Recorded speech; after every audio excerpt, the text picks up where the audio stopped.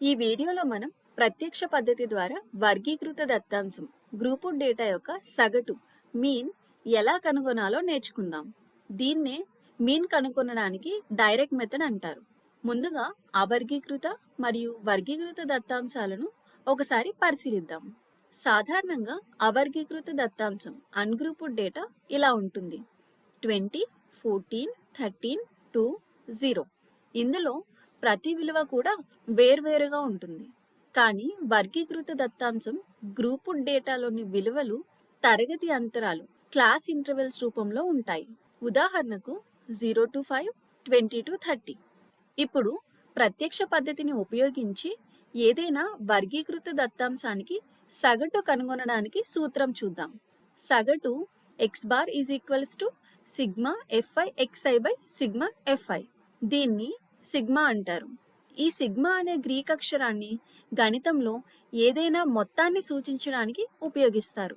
ఇక్కడ fi అనేది ప్రతి తరగతి యొక్క పౌనపున్యం ఫ్రీక్వెన్సీ మరియు xi అనేది తరగతి మధ్య విలువ లేదా తరగతి మార్క్ క్లాస్ మార్క్. ఈ తరగతి మధ్య విలువ అనేది ఏదైనా ఒక తరగతి అంతరం యొక్క ఎగువ అవధి అప్పర్ లిమిట్ మరియు దిగువ అవధి లోవర్ లిమిట్ల సరాసరి. ఇప్పుడు ఒక వర్గీకృత దత్తాంశాన్ని తీసుకొని ఈ సూత్రాన్ని ఉపయోగించి ప్రత్యక్ష పద్ధతిలో సగటు ఎలా కనుక్కోవాలో నేర్చుకుందాం. ఇక్కడ కొంతమంది వ్యక్తులు నడిచిన దూరాలను తరగతి అంతరాల రూపంలో ఇచ్చారు. ఆ దత్తాంశం కింది విధంగా ఉంది. మొదటి గ్రూపు 0 to 5 కిలోమీటర్స్ మధ్యలో నడిచేవారు 6 మెంబర్స్, తర్వాత గ్రూపు 6 to 10 కిలోమీటర్స్కు 2 మెంబర్స్, మరొక గ్రూపు 11 to 15 కిలోమీటర్స్ 3 మెంబర్స్, చివరిగా 16 to 20 కిలోమీటర్స్కు 4 మెంబర్స్ నడుస్తున్నారు అనుకుందాం. ఇప్పుడు ప్రశ్న ఏంటంటే, ఈ దత్తాంశంలో ప్రతిరోజు ఉదయం వ్యక్తులు నడిచిన సగటు దూరం మీన్ డిస్టెన్స్ ఎంత? దానికోసం ముందుగా మనం ఇచ్చిన దూరాల విలువలు మరియు వ్యక్తుల సంఖ్యతో పాటు మరే 2 కాలమ్స్ యాడ్ చేసుకోవాలి. ఇప్పుడు మొదటగా తరగతి మధ్య విలువ కనుక్కోవాలి. ఉదాహరణకు 0 to 5 అనే తరగతి అంతరాన్ని తీసుకుంటే 0 అనేది దిగువ అవధి, 5 అనేది ఎగువ అవధి అవుతుంది. ఈ 2 విలువలను కలిపి వచ్చిన మొత్తాన్ని 2తో భాగిస్తే అంటే 5 + 0/2 ఈజ్ ఈక్వల్స్ టు 2.5 అనేది తరగతి మధ్య విలువ అవుతుంది. అలాగే తర్వాత తరగతి అంతరం 6 to 10కు తరగతి మధ్య విలువ 10 + 6/2 అంటే 8 అవుతుంది. అదేవిధంగా మిగిలిన తరగతి అంతరాలకు తరగతి మధ్య విలువ కనుక్కుందాం. సో 11 to 15 కిలోమీటర్స్కు 13, 16 to 20 కిలోమీటర్స్కు 18 వచ్చింది. మనం ఇది ఇలా అర్థం చేసుకోవచ్చు: 0 to 5 కిలోమీటర్స్ గ్రూప్లోని 6 మెంబర్స్ సగటున 2.5 కిలోమీటర్స్ నడిచారనేది ఒక అంచనా.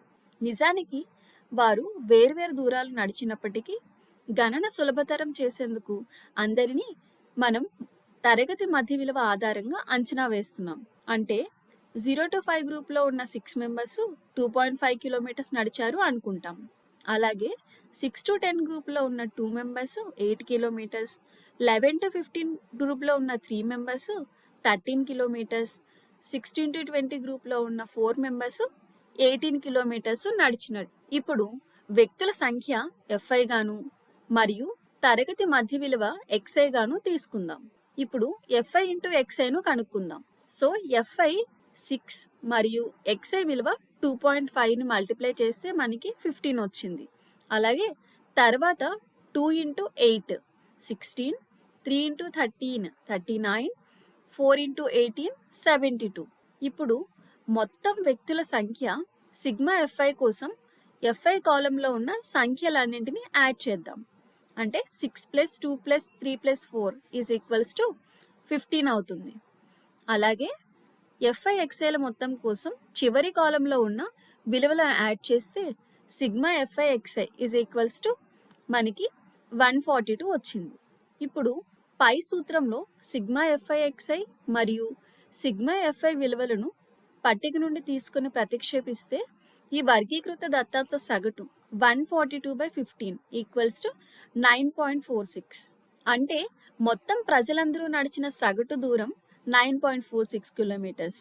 కాబట్టి వర్గీకృత దత్తాంశంలో నిజమైన విలువలు మనకు తెలియకపోయినా తరగతి మధ్య విలువను ఆధారంగా తీసుకొని సగటును లెక్కించవచ్చు. మనం ఏం నేర్చుకున్నాం? ప్రత్యక్ష పద్ధతిలో వర్గీకృత దత్తాంశం అంటే తరగతి అంతరాల రూపంలో విలువలు ఇచ్చినప్పుడు సగటు కనుగొనాలంటే మొదటగా తరగతి మధ్య విలువ xi ను కనుగొనండి. fi ఇంటూ xi ను లెక్కించండి. సిగ్మా fi ఇంటూ xi ను కనుగొనండి. దాన్ని సిగ్మా fi తో భాగించండి.